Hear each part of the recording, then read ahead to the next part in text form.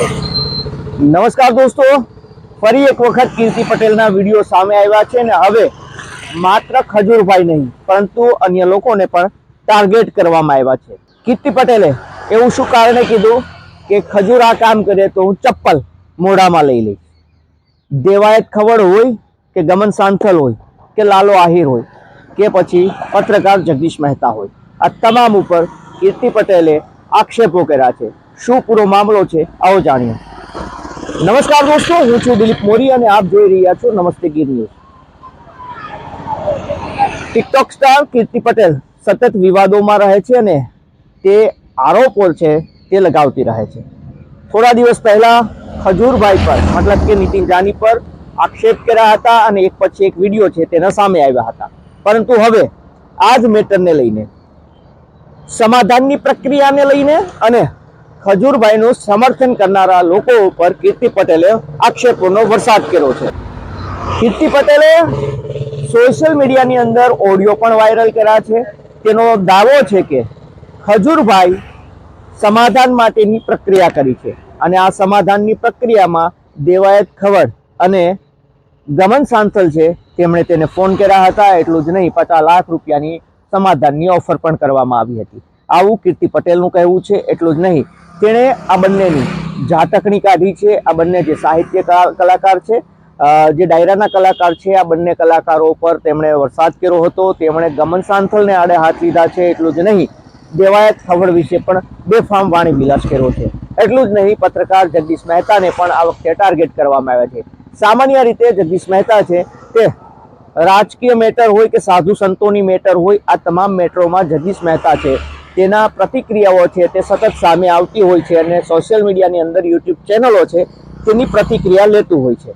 કીર્તિ પટેલે આરોપ લગાવ્યો છે કે જગદીશ મહેતાને આ મુદ્દે પૂછવામાં આવ્યું હતું, કોઈએ અમેરિકાથી ફોન કર્યો હતો કે જગદીશ મહેતા છે તેમને ઇન્ટરવ્યૂ આપે, પરંતુ એવું જાણવા મળ્યું છે કે તેમણે આક્ષેપ કર્યો છે કે જગદીશ મહેતા છે તે અમારા સમાજના છે। જગદીશ મહેતાએ એવું કહ્યું છે કે ખજૂરભાઈ છે તે અમારા સમાજનો છોકરો છે, એટલા માટે હું પ્રતિક્રિયા નહીં આપું, આવું કીર્તિ પટેલનું કહેવું છે। વધુમાં તેણે લાલા આહિર ઉપર આરોપ લગાવ્યા છે। લાલા આહિર છે જે ગીર સોમનાથ ગીરનો છે અને આ લાલો આહિર છે તે કીર્તિ પટેલના વિરુદ્ધમાં એટલે કે ખજૂરભાઈના સમર્થનમાં છેલ્લા થોડા દિવસથી જોવા મળી રહ્યો છે। તે પોતાના સોશિયલ મીડિયાની અંદર કીર્તિ પટેલની સામે આક્ષેપ પ્રતિ આક્ષેપ લાલો આહિર પર કરી રહ્યો છે। તે દેવલ છે જે ખજૂરભાઈની સાથે કામ કરતો હોય છે, તેની મુલાકાત કરી હતી, ગબ્બરની મુલાકાત કરી હતી, જ્યાં ડુપ્લિકેટ અમિતાભ બચ્ચન છે, ડુપ્લિકેટ ગબ્બર છે। આ સિવાય જે પદુ છે મતલબ કે ભદુ, જેનું નામ સુરતમાં એક યુવકનું મોત થયું હતું, નદીમાં નહાવા પડ્યો હતો ખજૂરભાઈની સાથે ભૂતકાળની અંદર અને તેનો કુટુંબી હતો, તેના પરિવારને મળ્યો હતો અને લાલો આહિર છે તેને કીર્તિ પટેલના એક પછી એક દાવાને ફેલ કરવાના પ્રયાસ કર્યા હતા। આ તમામ મામલે હવે કીર્તિ પટેલ છે તેને લાલા આહિર સામે મોરચો માંડ્યો છે।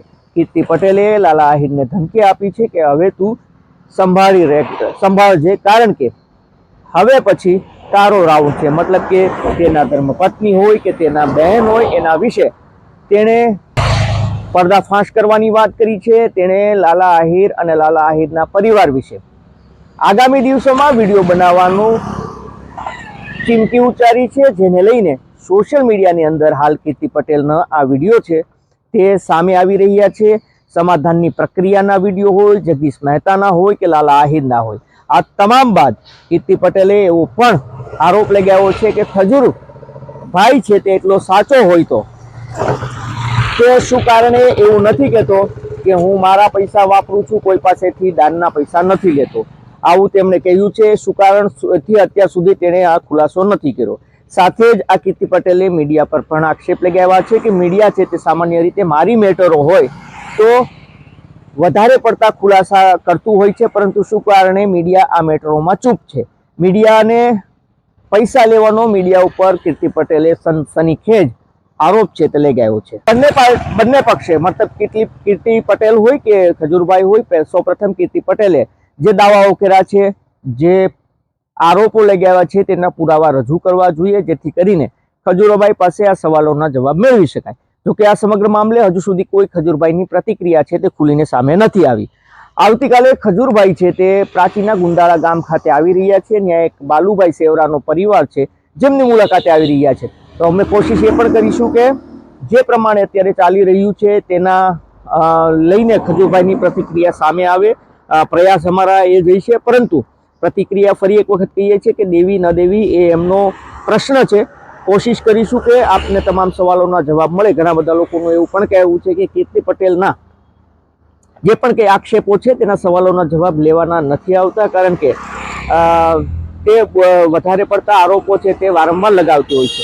એ હાલમાં જ એક વિડીયો સોશિયલ મીડિયાની અંદર સામે આવ્યો હતો જેમાં કીર્તિ પટેલનું કહેવું છે, કોઈ સાગર પટેલ કરીને કલાકાર છે જેણે સ્ટેજ ઉપર કીર્તિ પટેલનું નામ ન લેતા કીર્તિ પટેલે હોબાળો મચાવ્યો હતો, તેમની સાથે બબાલ કરી હતી, જેનો સોશિયલ મીડિયાની અંદર વિડીયો પણ વાયરલ થયો છે. અને આ વિડીયોને લઈને કીર્તિ પટેલ છે તેને લઈને અનેક લોકોની કમેન્ટો આવી છે કે સ્ટેજ ઉપર નામ લેવું ન લેવું એ કલાકારનો પ્રશ્ન છે, કોનું નામ લેવું જોઈએ કોનું ન લેવું જોઈએ એ પણ તેમનો પ્રશ્ન છે, પરંતુ જે પ્રમાણે બબાલ કરી છે તે વ્યાજબી નથી.